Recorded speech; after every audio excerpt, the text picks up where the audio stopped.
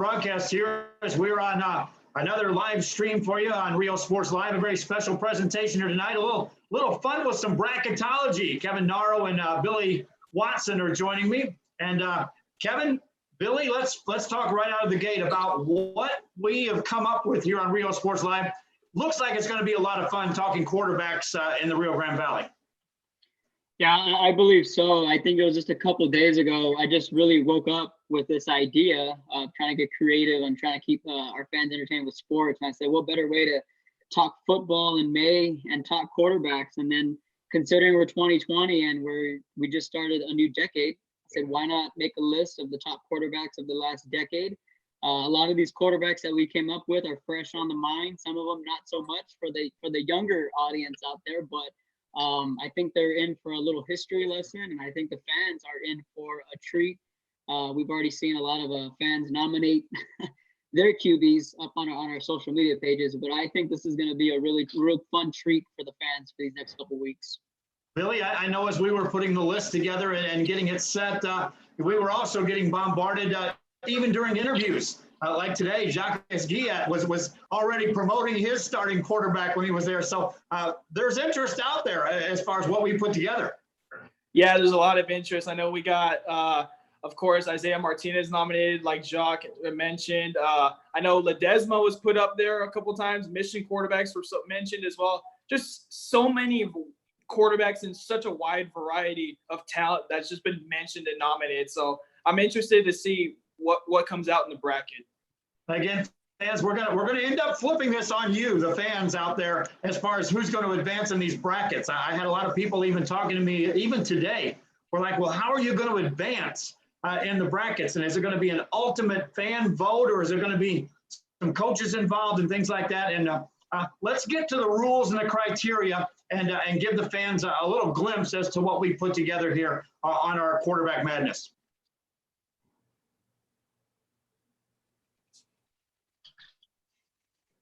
So there you have it. It is the rules are 48 hours to vote once we unveil the bracket.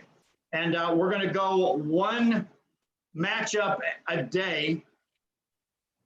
And with 16 names on there, that means for 8 consecutive days, we'll get through the first round. It'll take place on Facebook and Twitter. Votes will be tallied together for both platforms, which we take advantage of the followers and the true fans that come in. Facebook and Twitter. Those are 2 platforms that are strong here on Real Sports Live. Quarterbacks must be a starter for at least 2 years to make the list of 16. And Kevin, again, as we put this list together ourselves, we looked at the nominations, and then we looked at the guys that we were lucky enough to get to cover. We looked at what history talked to us about, and we had a lot of fun putting this together, but found out, just like any list of any top players, there are guys that are in, there are guys that deserve to be in, and there are guys that didn't quite make it. Absolutely, and it was definitely tough coming up with, the original plan was to make it a top 10 list, but for bracket's sake, we all agreed to go to 16, so that kind of allowed us to put some guys in that we felt that were definitely worthy of this list. And just a little bit, when you folks see the honorable mention list, understand that some of these kids were a 1-year starter and did not meet the criteria of 2 years or more. And the reason why we agreed to go with 2 years was because of the longevity of these players' careers and the things they did in their 2-3 year starters. I don't think we have a 4-year starter on our list, but we have a couple of guys who were 3-year starters, 2-year starters that really quite made a name for themselves. We have a couple of guys on the honorable mention list that were 2-year starters, but just didn't make the cut. We have some guys on the list who were not full-time starters 1 year, but were a full-time starter last year. So that did not fill in the criteria. So the fans have to understand that once we unveil this list here, because there's going to be some names on there that people are going to want to know why that name is not on there. But we have our reasons why, and we've done our research and put together an honorable mention list that we're fixing to show you here in a bit. And again, the criteria is in the decade, because I know immediately a lot of fans are going to be like, well, what about such and such that played in 1980 and 1990? And this is the past decade, Kevin, again, fall of 2010 to this past season. Right, yeah, because I know for a fact if the fall of 2009 would have been in this round, I would have made sure my boy Matthew Munoz from Edinburgh North, a guy who I grew up with, would have been on this list. I would have made sure he was on this list. So I know for a fact that did not make it. So from the fall of 2010 to this past season, this last decade, these quarterbacks list, that's who we chose. And who knows, when we're finished with this, if we're still into this coronavirus thing, we may indeed go off with a full-blown round of 16 and see if we can pull it together with maybe the greatest ever matched up in another show totally. But again, I think the fans are going to have some fun with this. We'll go through the first round in 8 days. Then we'll have a show when we get to the Elite Eight. And then we'll go the next 4 days. And then we'll have another show. And then we'll have a Final Four show. And then we'll get to the championship round. We'll have a final show. By that time, I want to start inviting coaches that actually coach these guys to give a little more insight about the players prior to the vote, and also have the coaches on when we unveil who advances. And I think we can have a lot of fun with that. And I know, Kevin, that you have had coaches themselves chiming in on our social media. Hey, what about my guy already? Absolutely, and I've even gotten some text messages on wondering, when this list was going to come out and what were the criteria for it. And I was getting a flood of names, and in my head, I'm like, yes, that's a name, definitely. And the more names I got, the more difficult it became. And I'm like, darn, like this is going to be really hard and really fun. But the good thing is that all three of us were able to watch these guys thoroughly over the years. And, we could probably be on here for hours talking about their war stories. But again, I fully believe it's a healthy list, and it's going to be very hard for someone to debate someone out of that top 16 list. Yeah, I like what we did there as far as the final teams or players that are on there.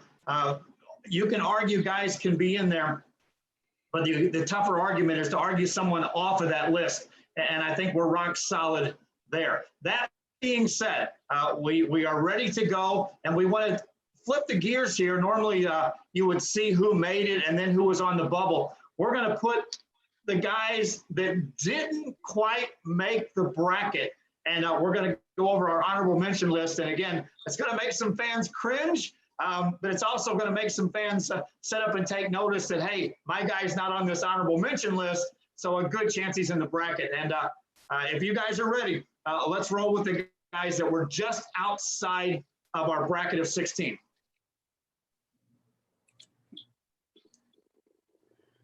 And so right out of the gate, Kevin, let's just go right down the list. Billy, Rene Ortega out of Los Fresnos could have made the 16, but was just out of it. But by all stretch of any definition, this guy was a playmaker.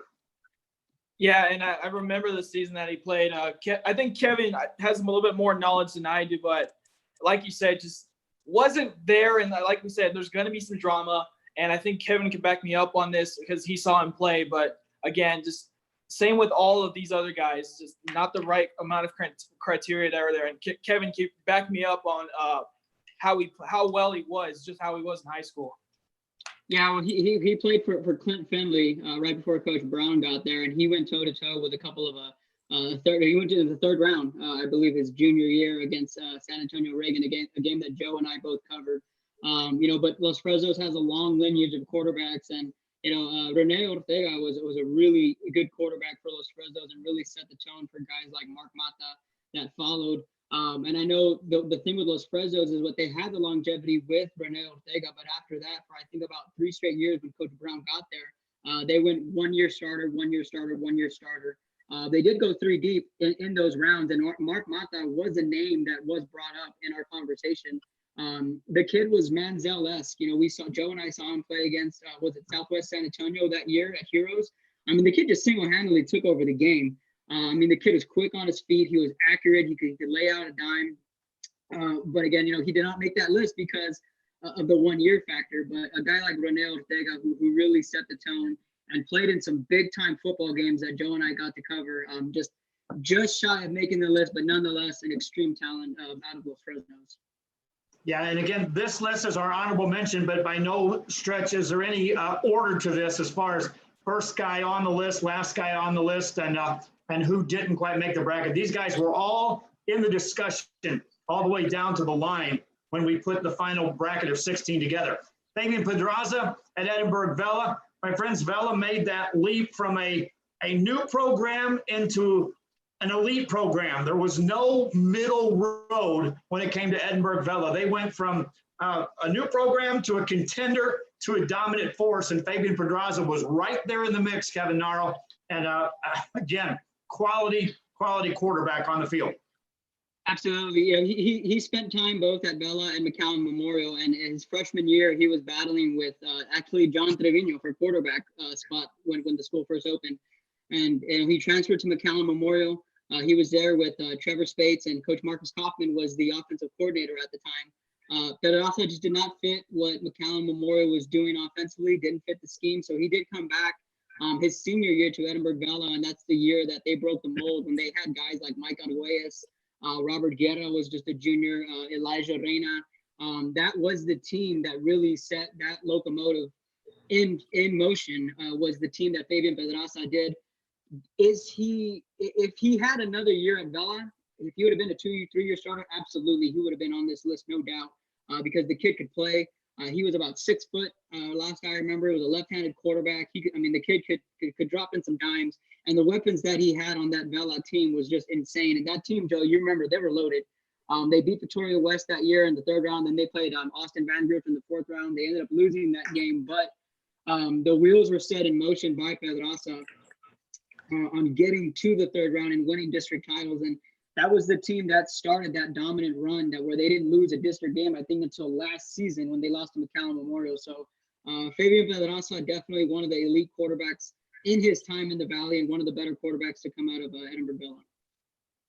Jaime Galvan, real fresh in the fans' memories because, he just walked off the field not so long ago. But again, he was there in conversation, Kevin, right down to the wire when we announced our bracket. Billy, you too.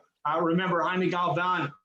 You saw him a lot of 7-on-7 competition, and when he stepped on the field, you took note there was a high caliber quarterback on the field.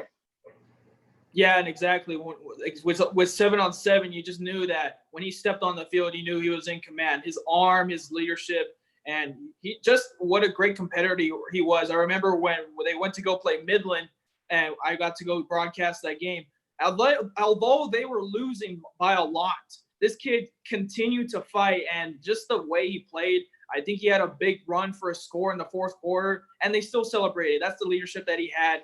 And due to some criteria, it's a good spot for him to have him as my honorable mention. But like I said, Galvan was just a competitor and a great athlete, and one of the greater quarterbacks that Harlingen's had. Kevin, your thoughts? Yeah, no, very, very few kids that I've covered have a killer instinct and that X factor to them, and Jaime Galvan was one of them. Going into last year's Battle of the Arroyo, Jaime couldn't have made me look any smarter than that game, because people were asking, San Benito fans were asking in particular, why did I pick Harlingen to win? And I said 2 words, Jaime Galvan. And they said, really now? I said, yes. I said, he is that good where he can just take over games single-handedly. And if you get the Jaime Galvan, Harlingen knows good luck stopping him. And prior to that game, I had never seen a kid more laser focused than Jaime Galvan was at that coin toss. Him and John Daniel Gonzalez, the linebacker from San Benito, were fixing to rip each other's heads off at the coin toss. So much so the officials had to tell them to stop and shut up for a minute, that they needed to get the coin toss through. But that's just the competitive nature of Jaime Galvan. And, he's definitely going to go down as one of the better quarterbacks in Harlingen history in a long list of quarterbacks. It's just unfortunate that Jaime did go 0-2 in the playoffs. And although, this last playoff game, it wasn't all on Galvan. He ran for over 400 yards in that game against Edinburgh Vela. He threw for over 200 yards. But they had 11 drops that game. It was a little bit of everything in that game. But, Jaime Galvan, definitely one of the better quarterbacks we've seen in some time there from Harlingen. J.R. Gaitan, also on our honorable mention list. Kevin, just down the road in San Benito, you talk about them talking about preparing for Harlingen. When Harlingen had to go up against J.R. Gaitan, they had their hands full. J.R. Gaitan was another guy who I think maybe was a little bit ahead of his time when it came to that style of quarterback. Eric Reta sat behind him for a couple years and learned from him. And then that kind of, set the wheels in motion for guys like Jacob Cavazos and Smiley Silva. But, Gaitan was that rare breed where he could run and he could pass and he could both do them to perfection. And I'm always going to remember the San Benito McAllen Memorial game. Believe it was Trevor Spate's junior year. Both teams were trading haymakers. That game was supposed to be, I believe, on a Thursday night. It got canceled because of rain. It got moved to a Saturday afternoon. I'm sure, Joe, you probably remember. You were probably there covering it at McAllen Memorial at McAllen. And these two teams were swapping, like I said, they were left hook, right hook. You had Trevor Spates, you had John Sanchez, you had Jared Gaitan at quarterback, Mars Morales in the backfield, Isiah Trevino. The list goes on. But Gaitan was a special talent there in San Benito. And, again, a kid who could have easily have made that list, but, a couple of playoff games here or there that just ultimately left him off the list. But nonetheless, a good talent. Just off the list. And then you look down, Victor Campos out of Hanna, arguably the biggest victory for the Hanna Eagles and one of the best seasons as a quarterback. Victor Campos in his junior year. Last year, he put up big numbers. Again, this guy was a playmaker just off our list of the bracket, but Kevin, Billy, playmaker nonetheless for the Hanna Eagles, deserves mention. Yeah, this guy was, he resembled a lot of Zach Gomez in my eyes, a bigger version of Zach Gomez. And that stems to a Johnny Manziel-esque style where they were good, they knew they were good, and they were going to flaunt it, they were going to show it, they were going to back it up. And with their style, and Victor was a guy who was he was best when he was outside of the pocket. And he was so hard to bring down. His sophomore, he's the only 3-year starter we have on this honorable mention list. His sophomore year, they go into Harlingen. They beat Harlingen for the first time since I think it was 1993. Coach Mark Guest's first year at the helm. Steve Motoquin was his offensive coordinator that year, so he had a hand in developing Victor Campos, and we know Coach Motoquin's track record with quarterbacks. And once we saw Victor Campos as a sophomore, you would have thought he was a senior. He was playing with guys like, Cesar Mancias, and that team the following year, his junior year, they go 3 deep, and that was the big game at the Alamo Dome, the what if they could have gone 4 rounds if it wasn't for a special teams miscue here or there. Although I think if Hanna does go 4 deep, they go on that list with the 11 Cardinals, the 2012 Tarpons, and Campos just might not be on this honorable mention list. And last year it didn't help that they didn't make the playoffs, but that didn't mean Victor Campos didn't ball. He did. This kid was a force to be reckoned with for 3 years, and the longevity he had as a starting quarterback. So I'm sure coaches like Coach Belt at South and Coach Garza at San Benito are glad he's graduating because he was a nightmare for defense coordinators. Billy, again, Victor Campos, they knew about him in West Texas about midway through his junior year. He sent shockwaves by going up and winning a huge game for the Hanna Eagles. Yeah, when they went to go play Tascosa, they're a scary team. That year, Tascosa made it to the state semis, if I'm correct. So just the ability for Hanna to face and beat that year, Tascosa was amazing, not only for that team, but for the Valley as well. So adding on to what Kevin said about Campos, the ability for him to get outside of the pocket and evade pressure just made him one of the more special quarterbacks. And in my eyes, he resembles a taller Landry Gilpin almost. Just the way he's able to get out of the pocket and create plays for himself. One of the greater quarterbacks, that Hanna has had. All right, and then we get to a player that has got another year under his belt, and you look at our criteria, it had to be 2 years as a starter, Kevin. His sophomore year, he was a platooning player. His junior year, combined with the numbers in his sophomore year, over 5,000 yards, and yet Eddie Lee Marburger just off the bracket. He's an honorable mention, and I know Billy lobbied long and hard to try to get him on the bracket, and he was one of the ones deserving on this honorable mention. And if we do this again next year, numbers show he'll be on the bracket. Go ahead, B. Oh yeah, no, yeah. So I think the only reason I think me and Kevin discussed this a couple days ago was that him last year, of course, this year was his whole year that he started, but last year, the reason why we caught him on this honorable mention list was him and Jacob Rosales rotated. Still pretty good, two back-to-back quarterbacks that did really good for Pioneer Diamondbacks, but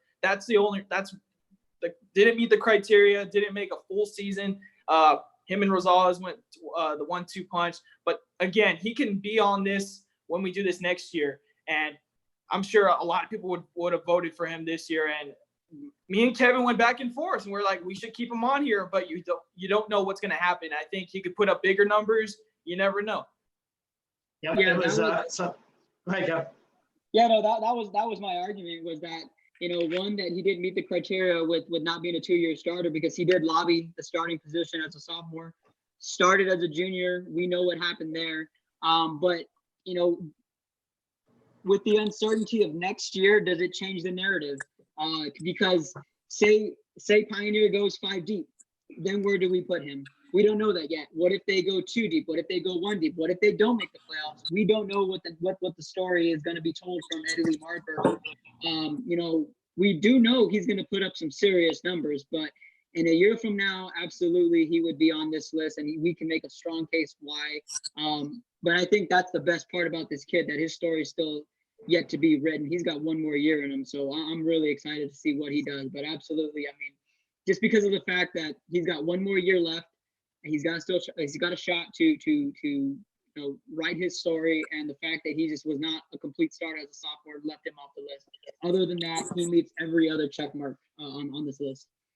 So a good list, to say the least, of honorable mentions that just off the radar of making our final 16 and our bracket. Billy, let's go ahead and bring up the empty bracket, and then we'll tell the fans just a little bit more about when we came up with 16 names. We went to a random generator to drop names into the bracket. In no way, shape, or form did we try to rank these guys. We let a random generator put the bracket together. And so if we push the first button, we're going to see the first matchup of 2 quarterbacks here and what the random generator puts together. I know Billy's on top of that. And so here we go, fans. Let's take a look at who's in that first round game for you to vote on who was the best quarterback, who was the biggest, baddest guy on the field on this matchup.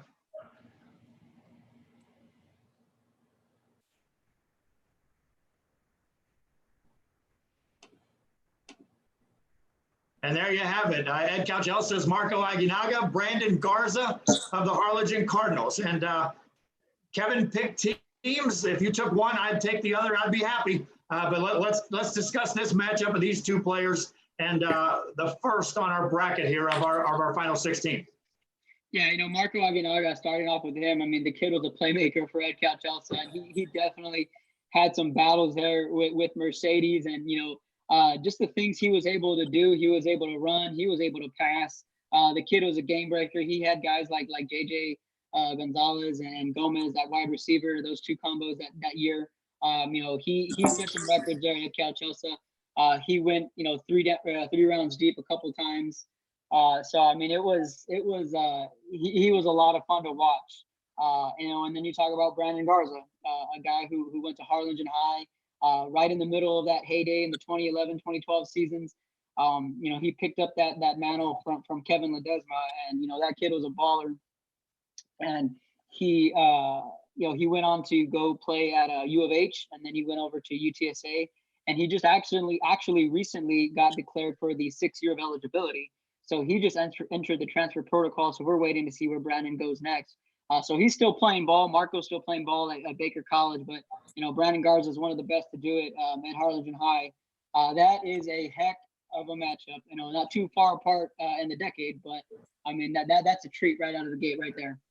That is a first round matchup, and that'll be the first game that fans will have an opportunity to vote on. We'll begin the voting. You'll have 48 hours, and then we'll have the decision after the combined Facebook and Twitter voting is in. Brandon Garza, Marco Aguinaga, and that's our first game. That's our first 2 names on our bracket of 16, and just a tip of the iceberg. Let's get to the next two because I can't wait to see who plays to take on the winner of this.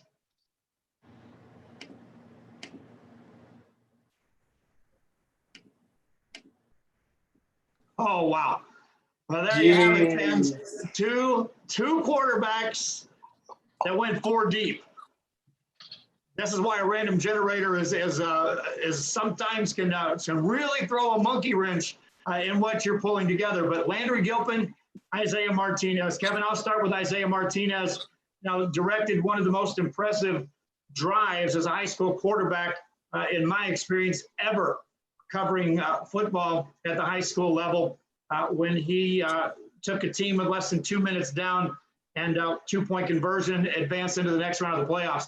Landry Gilpin, obviously 4 rounds deep. Fans very familiar with him. Kevin, these two in the first round could easily be in a finals. Oh my gosh. I mean, Isiah Martinez, you talk about quarterbacks that were ahead of his time. You know, shout out to Jockey Football backing up his boy earlier today. The kid was a Russell Wilson, you know, at that time. Although, you know, they came out of the slot T, but, you know, a guy like Isiah Martinez ran for almost 1,000 yards that year, his senior year. He had a pair of 1,000-yard rushers that were part of that lore PI team. And the thing that both Gilpin and Martinez have in common is that they both went 4 rounds deep. And when we talk about the elites, Joe, and when your football season starts, you says, Kevin, is there any 2011 Cardinals out there? Is there any 2012 PIs out there? 2018 Mission Veterans. These were the two guys that led the way. I mean, Landry Gilpin, 4,544 passing yards, 50 touchdowns as a senior, over 2,000 yards rushing, 32 touchdowns on the ground. The guy was a touchdown machine. Some will argue he's the greatest ever to come out of Mission. And we're talking about guys like Lupe Rodriguez, Coy Detmer, Diego Hernandez. You know, the list goes on and on and on. But Landry Gilpin is definitely the GOAT when it comes to Mission quarterbacks. I mean, the numbers he put up were ridiculous. In a modern day, Joe, where social media is so strong, you know, Gilpin, you know, just would go viral. You know, not that that's what his intentions were, but when we, the media, would share his highlights, people wanted to see what Landry Gilpin would do. The kid was a walking highlight reel, you know, like just like on Madden with, you know, the right analog stick, you know, juke move. You know, if we had that back in 2012 with Isiah Martinez, I think a lot of people would be more familiar with his name. But, you know, the fans got to go out there and vote. You know, PI fans got to go out and vote. Mission Veterans fans are going to go out and vote. This is a battle of 2 heavyweights and 2 of the best quarterbacks we've seen in the last decade, especially when you talk 1, longevity, and 2, where they've been and what teams they were a part of. They were a part of some serious hitters and 2 teams that went 4 rounds deep. Billy, you may not be too familiar with Isiah Martinez, but certainly familiar with Landry Gilpin. Either way you shape it up, if you talk about 4 rounds deep and the quarterback that led that team, here's a great first-round matchup. Oh yeah, definitely. And I actually got a chance to watch some Isiah Martinez highlights, and I mean, that's just insane. His first of all, his height, that it definitely builds into the slot T. Like, he's sneaky, he's quick, he's fast, and he can still throw the ball. So just he's incredible. And then, like you said, Landry Gilpin, I got to see him play in person in the All-Star game, and obviously when they made it to the 4th round, just outstanding player. And when I was in the press box with you when Landry Gilpin was at the All-Star game, and he's just evading, and finally he just throws a deep one, and then wow, you're at a loss of words for how well Gilpin plays. So fans got to go out and vote for this one because this is a tough one.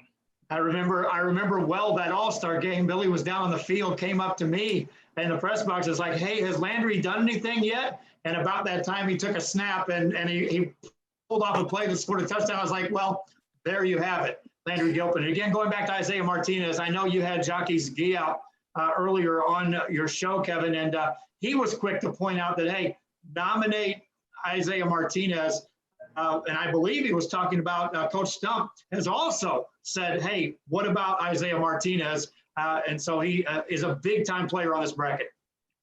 Absolutely. And a guy who I think is these days is kind of forgotten, with all due respect, you know, because it was so long ago. And again, in the age of social media, I'm not even sure if Isiah has a Twitter. I'm sure he does, but if he did back in that day, he would definitely be trendy, and people would definitely remember who Isiah Martinez was, because he was a part of some really good teams, some elite teams.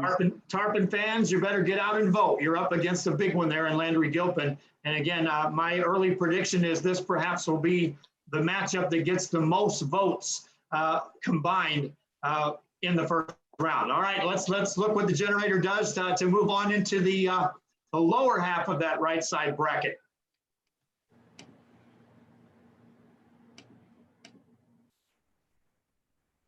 And there you have it. Mac High fans are very familiar with Fred Hover, Eric Retta out of San Benito. Hover, you look down the list, Kevin, of who holds records at Mac High in the passing game and running the show. Fred Hover's name is right there. Eric Retta, instrumental in some huge gains for San Benito. This is a blockbuster matchup as well. Yeah, Hover is, I believe he's our only 3-year starter on this list, or if not, he's one of a few that made this list. But yeah, he was definitely a record holder for the Bulldogs there. He's got his work cut out for him against Eric Retta, a kid who was a 2-year starter at San Benito, and who really, his junior year, San Benito, I think they lost in the second round to Laredo United. And then 2017 came, and that was the super team, as I call them.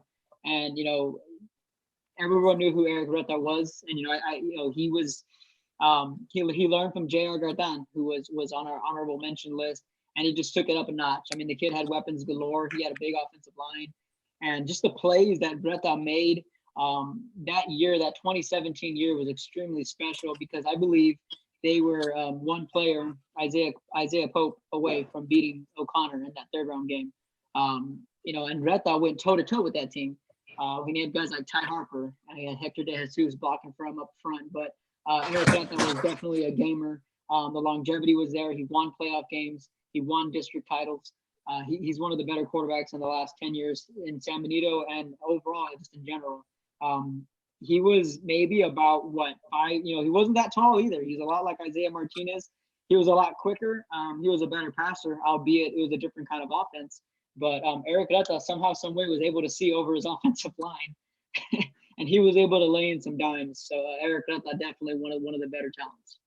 Good matchup there. Is again we're unveiling the first round games, and San Benito fans traditionally follow their teams in a big way. Mac High fans also, and again, two players that are in the recent history within our bracket here. They should both get some big time votes when we unveil that one. All right, let's move on down and wrap up the first half of this bracket on this right hand and see what the random generator puts together here. Oh my. Well, there you have it, St. Joe fans. Kai Money, a year before Landry Gilpin truly went on the radar. Kevin Naro, everyone in the world was talking about Kai Money. And then fans were lucky enough, if they got to see it, Kai Money and Tyler Bush indeed played against each other. This is a great matchup in the first round. Yeah, you talk about two dynamic talents, and they called him a gem by the beach. That was Kai Money. If people didn't know where St. Joseph Academy was, I can bet you they know where St. Joseph Academy was once they were done watching Kai Money play football. That year that him and Tyler Bush, they locked horns. We have the stats right here. Kai threw for 439 yards, 5 touchdowns. He ran for 160 and 2 touchdowns. Tyler Bush threw for 240 yards, threw 3 touchdowns, ran for 188 yards, and ran for 2 touchdowns. Rio Hondo won this game 52-48. Just complete stupid video game numbers between these two kids. They just completely tore the roof off the place. And, Kai Money was easily one of the better quarterbacks we've seen, not only in this last decade, but in the last 20 years, because of the numbers he put up at St. Joe. I mean, it was just ridiculous. And a lot of people want to maybe downgrade the fact that, well, it's a private school. Well, watch who they're playing. Watch the film. And I'm sure Tino Villarreal would welcome you into his office and watch those teams that they played. Because I know, Joe, you and I have seen the film that St. Joe did have to play when it comes playoff time. But Kai Money easily on this list. And of course, Tyler Bush, A lot of people in Rio Hondo say that he's the greatest ever to go under center for Rio Hondo. You know, a lot like Eric Reta, they're in that same graduating class. Both Tyler and Eric were our cover boys on our tab that year in 2017. And, you know, both about the same height, same body structure. They both could sling it. You know, Tyler, again, how he saw over that offensive line was beyond me. But, I mean, he had an amazing weapon in Eric Pizarro, Frank Hernandez, Cross Gonzalez. I mean, that offense was loaded. And those are just two of the better quarterbacks in the small schools that we'd seen. Well, fans of Real Sports Live, indeed, when we get ready to have that vote, I'll unveil. We broadcast that game between Kai Money and Tyler Bush, and that'll be on our archive games that we'll put on during that voting session for you to watch. And that might help you make your vote as you watch what Kai Money and Tyler Bush did. We also were fortunate enough to broadcast the playoff game in which Kai Money won at St. Joe. And we have additional broadcasts of Tyler Bush.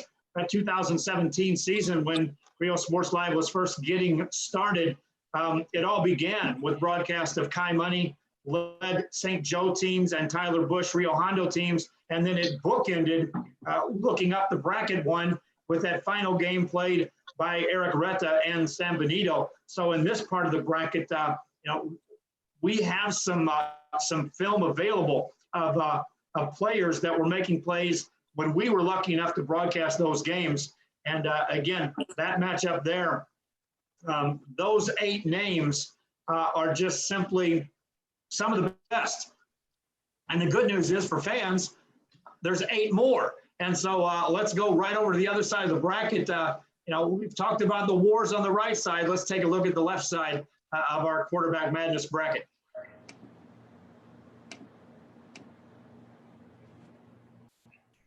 Kevin Edcouch, our Sherryland fans know full well who Trace Barrera is. And the Valley found out for 3 solid years, Richard Lefevre was a big man running the show for some Wesco East teams. Yeah, the Pillsbury throw boy, as we would call him back in the day. I mean, he was a nightmare to go against, albeit Wesco East was a predominantly run-heavy team. But just ask Del Rio that when they took him on in the playoffs. And Wesco East opened up that offense just a little bit, so Lefevre could definitely throw the football. But it's going to be a tough challenge for him because he's going up against one of the best quarterbacks arguably ever in Sherryland Rattler history, and Tres Barrera, which Joe, you and I called it the greatest show on turf part 2 those years with the Rattlers. I mean, the crazy thing is, put it this way, that wasn't Tres's best sport, you know, because he's a catcher. He played baseball, and he's in the major leagues right now with the Washington Nationals. Played his ball up at UT, but you know, Barrera was definitely one of the treats we were able to watch back in the early part of the decade. Yeah, he definitely always put up, like you said about Tyler and Kai, some video type numbers, and the way he did it was at times just shy of just use the joystick to move him around the football field, because at times you're like, no human being can see the field at that level that fast. Billy, as you're seeing some of these names, you know, chime in, because this is the history of the Rio Grande Valley as far as some of the big time quarterbacks in this past decade, and it's names you've heard of. Oh yeah, I wanted to go back to Kai Money real quick. I think he was actually in my graduating class too, either that or a couple years before. But anytime you heard the name Kai Money, you thought 2 things: really good athlete, and the dopest name in probably ever sports history. Is wouldn't you agree? Kai Money, that's money right there. That's money. So yeah, I also remember Richard Lefevre. That's all I ever heard about Wesco East. Respect to them. Lefevre, just a powerful quarterback. Did a lot of good things at Wesco East, and of course Tres Barrera. And I'm learning as I go too. So one of the better quarterbacks and good baseball player too, obviously in the big leagues. You know, real funny story, Kevin. Theme here, Kevin. Guys going 3 rounds deep. You're looking at 2 of them right here. Yeah, absolutely. You know, Wesco East very quietly went 3 deep with Richard Lefevre there, and I think Coach Brigette would be the first one to tell you.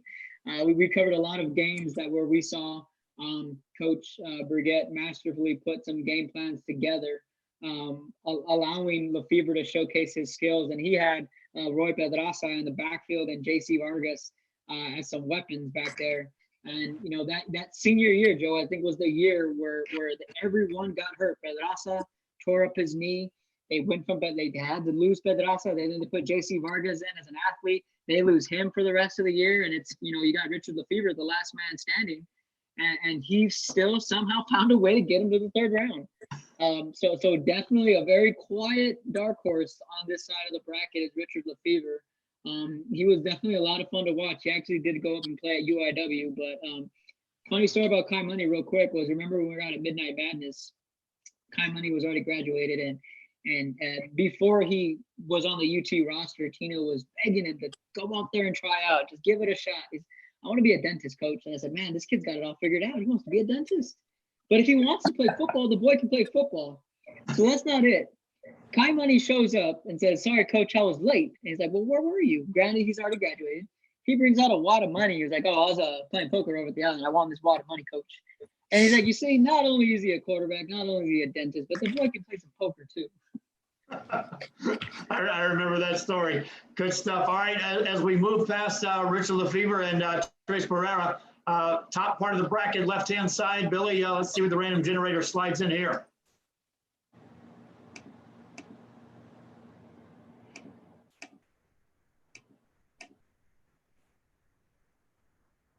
Santos Villarreal, a second name in from Mission Veterans, and Trey Guajardo, PSJA. Bears represented well here. And Kevin, this is a blockbuster matchup if these two were going against each other. Yeah, Santos Villarreal, class of 2015, kind of in the middle of the decade. But you talk about a kid who was tough as nails and who could really just do it all. And that's Santos Villarreal. He even played a little bit of defense for Mission Veterans, but he had 2,369 passing yards, 19 touchdowns, 668 rushing yards, 8 touchdowns. So the kid had a balanced attack. But Joe, I think you and I both know that this kid's clutch gene was as good as any in his time. And I do remember one of the first games you and I called was the Mercedes game at Mission Veterans, where for whatever reason, Mission ISD decided to stick us in the stands. And you had a laptop on your lap. We had the headphones to our head, and Santos Villarreal and Rene Prises from Mercedes were trading some haymakers back in that time. But boy, Santos Villarreal was so much fun to watch. He was a dynamic player in his time, and another kid who I think was maybe a little bit ahead of the curve when it came to quarterbacks like a Russell Wilson, like a Johnny Manziel. This was that guy for Mission Veterans, and laying down a foundation for some more big names to come. But Santos Villarreal is definitely a big name. Trey Guajardo is another name where Coach Steve Martinez had his fingerprints on. He was the head coach at PSJ, and I remember sitting in Steve-O's office, and he said, "Check out this kid I got. He's an incoming freshman," and he was showing him run the hurdles. I said, "Dang, coach!" I said, "Who's that kid?" I said, "He's gonna be your track star." He's like, "No, he's gonna be my quarterback, and he can also play shortstop." I was like, "This kid's gonna be good." And I said, "No way!" Wait, Trey Guajardo, remember the name? So his sophomore year, at the time I was with 956, and we were doing special features. And Steve Martinez has a rule where he does not allow underclassmen to be interviewed by the media. So I sat down, I had a talk with Steve-O about the interview. He said, "You know what? Because you're you and Trey is Trey, I'm gonna make an exception here. So you guys go and do what you need to do." And Trey was just a sophomore then, and he was a baby, but I mean he was as sharp and as humble as ever. And that's when I knew that there was something special in this kid. And he just graduated last year, but he's actually playing baseball at UTRGV. But just you talk about an athlete.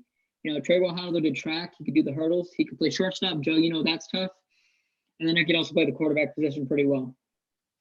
Yeah, we also know that looking at Santos Villarreal, that the reason why Mission Veterans is considered a top elite program is because you hand the torch over from Santos, Landry Gilpin takes the torch, and numbers prior to Landry Gilpin were all measured through Santos Villarreal, arguably as far as who was the best. Well, Diego Hernandez was right there in between, and he's a guy who didn't make our honorable mention list. Diego Hernandez took Mission Veterans 3 rounds deep and went toe-to-toe with Dripping Springs, that game we were at, when Landry Gilpin was playing wide receiver. Yes. And the funny thing was with Landry Gilpin, we'll go back to him, was that you and I, Joe, were not freaking out, but the world was freaking out when Landry Gilpin was breaking all these records at quarterback. We said, guys, he was doing this as a freshman when Diego Hernandez got hurt. He stepped in, he beat Donna in the playoffs.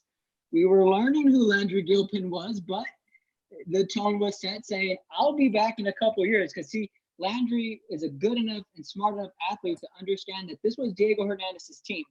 And the best version of Mission Veterans as a sophomore was for me to play wide receiver, Diego to play quarterback, Roman De Leon to be in the slot, Jacob Guerrero to be out at wide receiver. And they made that offense elite. And then when Landry's time came, the rest is history. But, that's just the tip of the hat to Landry. But we can't forget about Diego Hernandez when you're talking about Mission Veterans quarterbacks. Yeah, Diego was watching as Santos set the tone. And so, again, Santos and Trey Guajardo, that'll be a fun matchup to watch how the fans vote on that one. Moving on down, we're down to our final 4 names of our 16. And some big ones have yet to pop up. And I'm sure some fans are as anxious as we are to see who they're going to match up against here.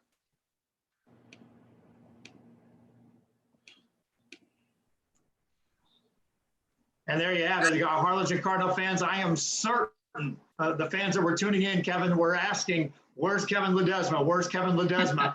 Because he was in this decade, and there he is, fans. And then Billy Watson, I don't have to talk too much by saying, and then there's Dorian Hernandez when he's talking about Lefevre fans. This is going to be a matchup that is a good one here between 2 players that produced. Yeah, this is a little bit more of my time. Yeah, Dorian, he's another 3-year starter. He was the newcomer of the year in the district in his sophomore season. Then he was back-to-back MVP in junior-senior season. And you look at just the way he played, dual threat, had the arm, had the feet too. So he was just – I don't even think you could call it balance. It was more of the other every single game, and he was just an all-around athlete, played basketball as well.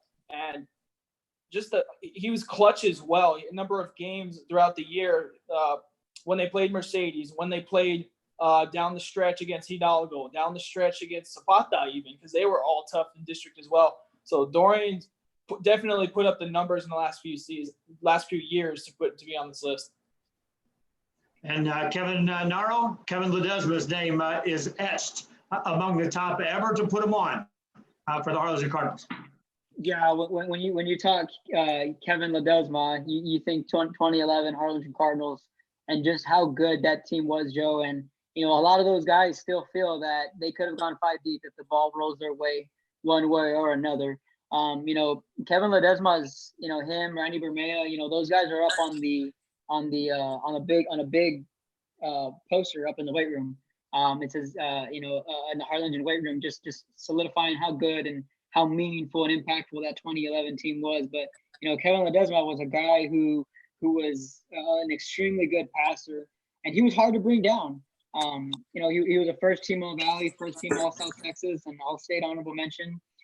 He had a balanced attack. His senior year, he had set a school record, 2,821 passing yards, 28 passing touchdowns, also a school record. And then on the ground, he had a completion percentage of 66 on the ground, 3,173 rushing yards, 34 total touchdowns. So he was really the dual package for, I think it was Coach Kretz, who was still the offensive coordinator at that time. If Eladio Hymas is watching or Bubba, they might be able to correct me there. But I believe he was in the Randy Creeders era. But yeah, Kevin Ledesma is easily, if you ask a Harlingen fan, the greatest quarterback ever to come out of Harlingen, I think a lot would say Kevin Ledesma. Certainly in the last decade, he is right there. And again, the neat part about when you guys first came up with this idea as we were discussing it was, wouldn't it really have been neat to see Kevin Ledesma prepare to take on Dorian Hernandez, or Dorian Hernandez get ready to play in the game? Because both of these guys would have stepped up and had arguably their best game of the season against competition like this. That's just what they did.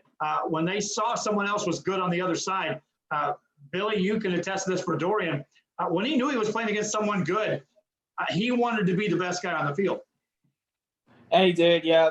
Going back to the Mercedes game, they didn't back down. And Mercedes had been on a roll with them for a number of years. They beat them the 1 year, had the rain delay also help it out. And then his senior season, they win in the clutch. And Dorian has helped turn the program around, or helped them get over the hump a little bit more. I remember my senior year or junior year, they got 3 deep, or it was actually 2 deep, played China Spring. Insert Dorian Hernandez a few years later. They play a little bit more difficult teams. Beeville, a much better state-ranked Beeville team. Lavernia, Liberty Hill. So his attest to greater competitors made him a better player, and he definitely stepped up. The injuries kind of got him a little bit, but at 100%, this kid definitely steps up. And I don't know, Liberty Hill was pretty darn good. So I think they score more. I don't think the outcome changes of that game, but Dorian definitely does not back down from better opponents, and I'm sure Kevin can attest for Ledesma as well. I know I can attest for Ledesma. I was announcing those games as he was making that round into the 4th round. And, you talk about it, just an ultimate playmaker. You always felt like at any given snap, Kevin Ledesma could put the ball in the end zone one way or another, directing the show. And that's what you ever ask of a quarterback, is if you can get to that point where when the ball is snapped into his hands, something big could happen. Kevin Ledesma was amongst them. All right, let's get to our final 2, and let's wrap up this bracket here.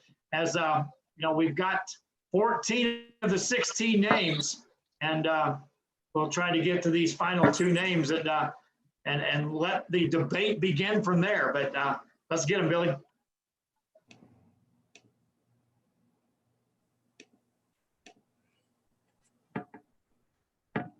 And you've got Zach Gomez with the Lefevre Cardinals logo, and we'll talk about that. And Nate Garcia, I don't think there's any way possible that you couldn't have a Vela Sabercat on this list. The criteria probably kept a second name off, but Nate Garcia's name is there. Kevin, first and foremost, you got to cover a lot of Zach Gomez, and it wasn't all at Levia, but he certainly had a tremendous senior season while a Levia Cardinal as well. Yeah, his days in Mercedes, I mean, they were a lot of fun to watch. And I know I go back to the Johnny Manziel factor, but that's who Zach Gomez was. I mean, the kid had a swagger to him. Much like a Kai Money, a Tyler Bush. They were all in the same realm of type of quarterbacks. And, it was just unfortunate, with the situation with Zach Gomez and how and then he transferred over to La Villa. But the kid was a competitor, and when he went to La Villa, that spark just lit a fire under him. And you want to unleash the dogs, you unleash the dog right there with Zach Gomez and going over to La Villa. And the clutch gene is what I loved about that kid, the competitive nature. And I remember that year when they played his junior year when they played at Cal Chelsea. It was him against Marco Aguinaga, and that was the talk of the Valley. And right after the game, when I went over to talk with Zach, he just pointed at me and he said, "I told you so." And I was like, "Hey, I think I picked Mercedes to win this game, but okay." But just the clutch gene, the killer instinct that this kid had was bar none, the best in his time. And then Nate Garcia, like you mentioned. You could not go on this list without having a Vela Sabercat. Nate Garcia came right after Fabian Pedraza, and he had those 2 years as a starter. And, so he carried on that torch, like you mentioned earlier. And he went, that first year, his junior year, they lost to Westlake East on that long field goal at Cat Stadium. So that was really a toss of the coin. The next year, they go 3 deep, and, Nate Cat is what they called him back in the day. He was an elusive quarterback. He was a lot like Eric Areta, Kai Money, Tyler Bush before those guys came along. He was like those guys, and he was a lot of fun to watch. Played towards the end for Mike Salinas in his tenure there at Edinburgh Bella, but just a long lineage of great quarterbacks at Edinburgh Bella.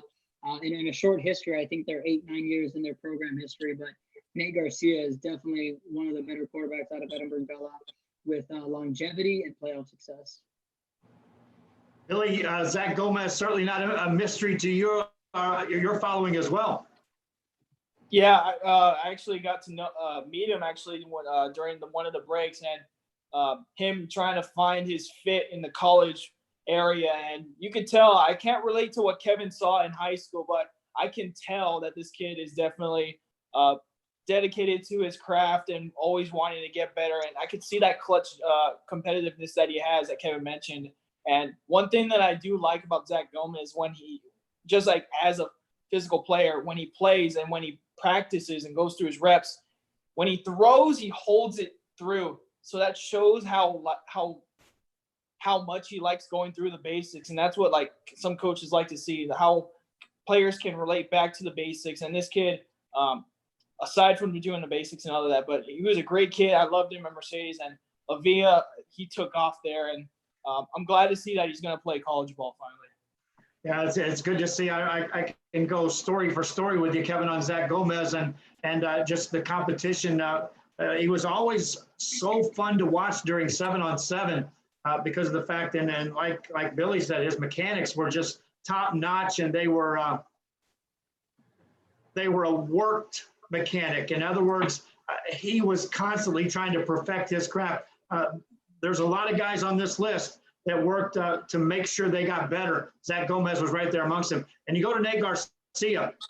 Like I said, for the program of the Vela SaberCats, they did something just truly amazing in going from, again, a new program, and then there was no, we're going to get better and better and better and build up and get a couple, and we're going to get that close. They went from a new program, and then in the blink of an eye, it didn't take long, suddenly they were an elite program.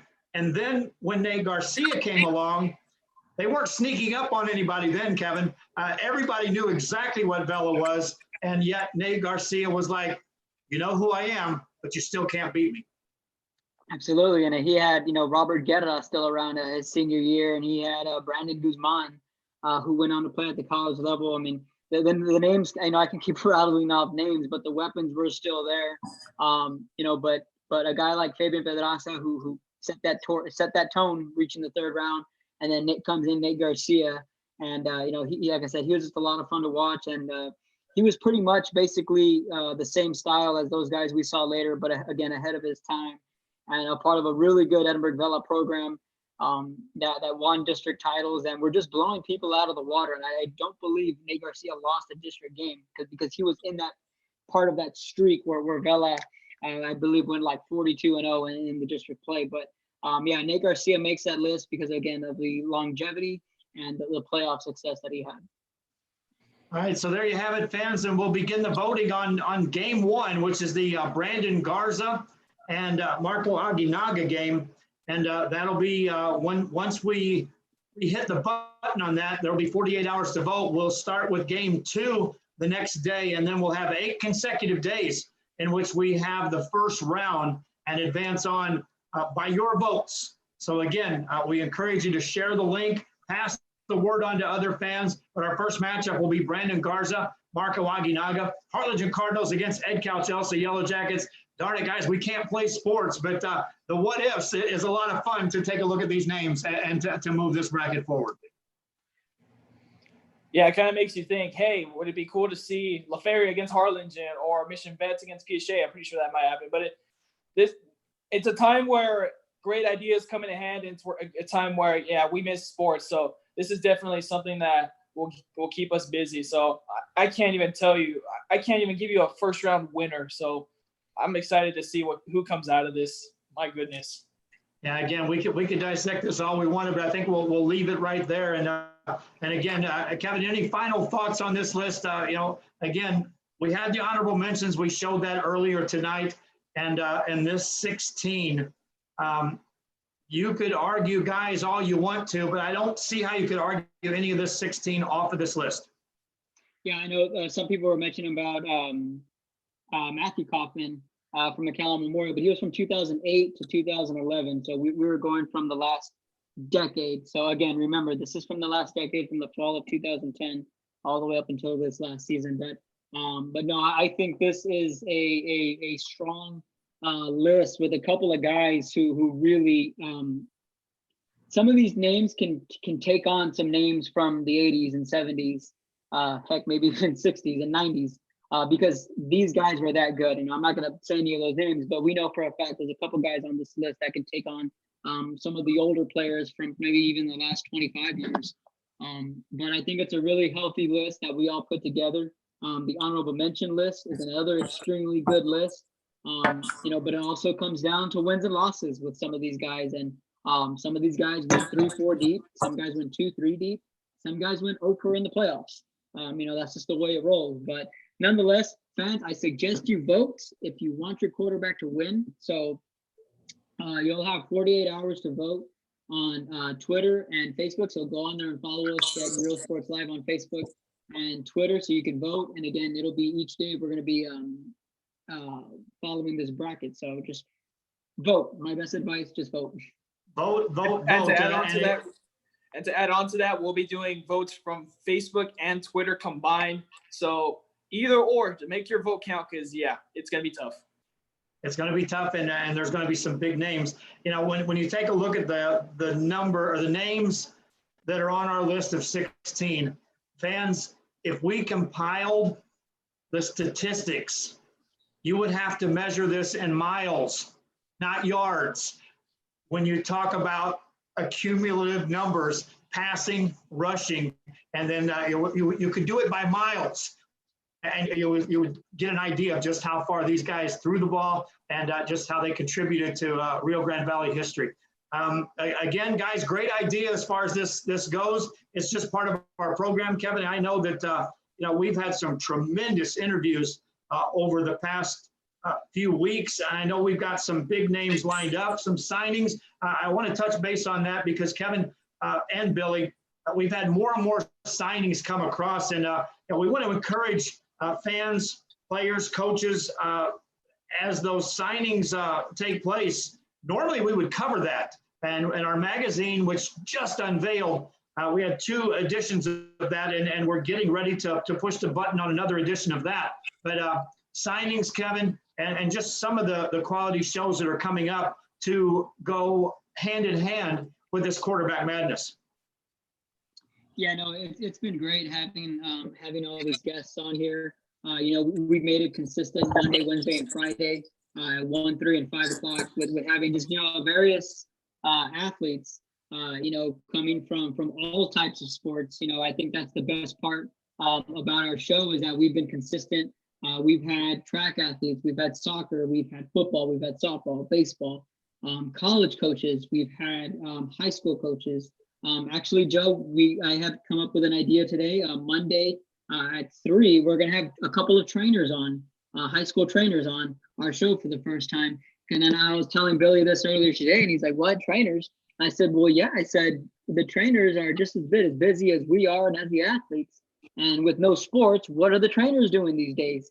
So we're gonna get a good inside look on what the athletic trainers are doing these days. How are they treating athletes from home?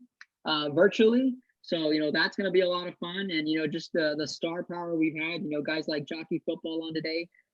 We've had Olympians on here. Devin Allen, who was an Oregon product, who played football with Marcus Mariota. We had Shea Patterson on right before the day of the NFL draft. He went on to sign with Kansas City. So I think this list of athletes and coaches that we've had on this show has been tremendous. And, we've just been very innovative in the time that we're in. The old saying, they threw us some lemons and we made some lemonade, and we made some pretty damn good lemonade with these shows that we've been doing. I like that. And the signings, Billy, you got to take place with a historical signing today. And it means a lot to these athletes and these schools to be able to at least showcase the athletes as they move on to college. Yeah, and I can only imagine how disappointed they'd be if this wouldn't be provided for them. So I'm happy to be a part of it, and I'm sure they're just as happy for us and for anyone just to help them get their word out. I know that we're going to help with a few other things going on later in the month, and it's just stuff to help everybody out. We're all in this together, as everyone says. So I'm glad to be a part of this, and we're glad to help out everyone. All right, and fans, again, our March Madness, or not March Madness, our quarterback madness here on Rio Sports Live is set in motion. And so tag, you as a fan, it's now on you. You want someone to advance? We put the names together. After that, we're just going to talk about how the fans voted. So I encourage you to pass the word out. Again, share the link. pass the word on, and vote to try to help your quarterback advance. We'll have 8 consecutive days. I hope you enjoyed it. I hope you enjoy the next few weeks as we go through this March Madness. I'm going to call it March Madness forever because we didn't get to have March Madness, so I'll just keep saying it. But the Quarterback Madness here on Real Sports Live is indeed going to be a lot of fun. Guys, any final thoughts before we wrap it up? No, just fans continue to give us your feedback on the shows. You know, a lot of fans have been asking, well, what do we got to do to get on this show? And just reach out to myself, reach out to Joe, reach out to Billy, and we'll figure out a time slot for you guys. And also with the signings, continue to let us know when you sign, and we'd be more than happy to stream it. And again, go out and vote. Billy?